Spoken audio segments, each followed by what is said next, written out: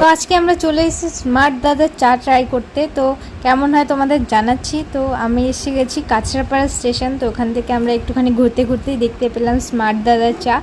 তো আমাদেরও তো দেখে খুবই এক্সাইটেড ছিলাম যে চা খাবো, আজকে যাবোই চা খেতে। আর আমাদের বিকেল হলেই জানোই তো চা খেতে খুবই ইচ্ছা করে। আর বিকেল টাইমে চলে এসেছিলাম স্মার্ট দাদার স্মার্ট চা খেতে। তো এসেই দেখলাম এখানে ভালোই ভিড় ছিল, ভালোই লোকজন ছিল। তার মধ্যে আমাদের চাটা দিয়ে দিচ্ছিল দাদা।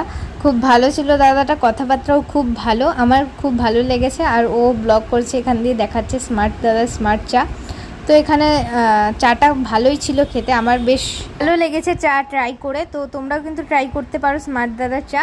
আর মিষ্টিটা বেশ সুন্দর ছিল, বেশি মিষ্টিও না, আমি যেমন চাই সেমন চাই ছিল। তো এখানে কাঁচরাপাড়া স্টেশন, দাদা প্রচুর কথা বলে সবার সাথে খুব ভালো করে। আর ও রিভিউ দিচ্ছে, ভালো লেগেছে। ও বলেছে, সবাই বলছে